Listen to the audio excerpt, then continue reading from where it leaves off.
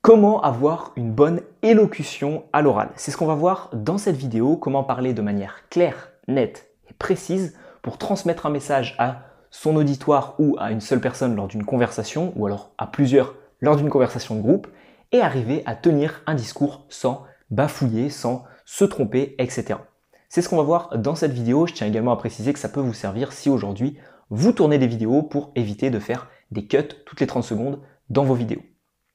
Donc c'est William et aujourd'hui on va parler élocution. Si vous n'êtes pas abonné à la chaîne YouTube, je vous invite à cliquer sur le bouton s'abonner pour tout simplement recevoir les prochaines vidéos qui arrivent très rapidement sur prise de parole, confiance en soi et communication en général. Dans cette vidéo, j'aimerais vous donner 3 différentes clés, je les ai notées juste ici. La première, ça va être de comprendre qu'il y a vraiment un effet psychologique et problématique au niveau de votre élocution. Aujourd'hui, si vous vous trompez, il y a certaines de mes vidéos où vous les voyez, peut-être que celle-ci en fera partie, je fais certains cuts, ok? Bon, j'essaie de pas trop en faire parce que tout simplement ça me complique la tâche au niveau du montage et puis j'estime que c'est pas forcément très agréable d'avoir toujours un cut par-ci par-là. Mais ce qu'il faut bien comprendre, c'est que vous plantez à l'oral, vous trompez sur un mot, vous bafouillez, vous bégayez, il n'y a rien de grave, ok?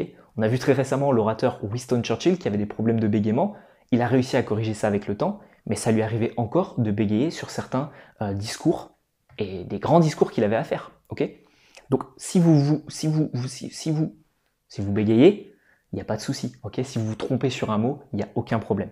N'ayez pas ce stress, n'ayez pas cette peur de vous tromper sur un mot. Je peux très bien me planter voilà, pendant 5 secondes. Je ne vais pas le couper au montage parce que c'était fait exprès, mais il n'y a aucun problème là-dessus. Okay, ce qu'il faut vraiment comprendre, c'est ne pas paniquer derrière et ne pas se dire « Oula, je me suis trompé sur un mot, qu'est-ce que je dis, qu'est-ce que je fais ?»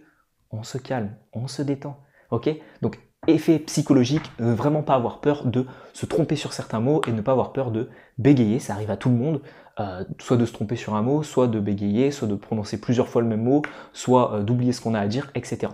Ce qui est vraiment important pour vous, c'est de ne pas stresser par la suite et d'arriver à reprendre ce que vous étiez en train de dire. Parce qu'il y a certains orateurs qui, une fois qu'ils bégayent, commencent à paniquer, commencent à oublier ce qu'ils ont à dire, et c'est là où ça commence à être catastrophique parce que c'est enchaîné avec un blanc non maîtrisé.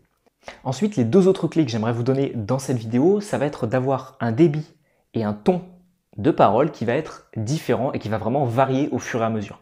L'objectif de cette vidéo, c'est pas de vous donner une technique pour arriver à articuler. Je vous en donnerai peut-être une à la fin de cette vidéo en bonus. Si vous restez jusqu'au bout, vous verrez. Mais de bien comprendre que la tonalité et le débit de votre voix vont être les 2 principaux facteurs à une bonne élocution. Si vous arrivez à créer des blancs, des silences maîtrisés, là, j'en crée un, parce que je vous ai dit le mot maîtriser. Vous avez déjà vu ma vidéo sur le silence, vous savez quand est-ce qu'il faut utiliser des silences. Eh bien, tout simplement, voilà, j'énonce un propos important, maîtriser le silence, je laisse un blanc. Et tout simplement, voilà, le fait d'avoir un débit de parole qui va être vraiment rythmé par des silences, des phases où vous allez parler, où vous allez expliquer quelque chose, etc., etc., ça va faire que vous allez avoir une bien meilleure élocution. Parce que ça va vous permettre de vous reposer, donc de ne pas être emporté par votre débit de parole. Et deuxième chose importante, ça va être la tonalité de votre voix. Certains n'arrivent pas à la fin d'une phrase à finir une phrase avec une voix grave et posée et finissent leur phrase avec une courbe qui monte. Ça n'a aucun sens. Okay, une des principales lois qu'on a appris quand on était en CP, c'est qu'à la fin d'une voix, hop, il y a le débit qui redescend. Donc vraiment maîtrisez ça, jouez sur votre débit et sur votre tonalité de voix pour avoir une bien meilleure élocution. Petit bonus pour ceux qui sont restés jusqu'au bout de cette vidéo, ça va être d'utiliser une méthode très simple. Alors moi je l'utilise de temps en temps avant de tourner une vidéo. Ça peut être intéressant pour vous si vous réalisez une prise de parole et que vous n'êtes pas dans le public au début.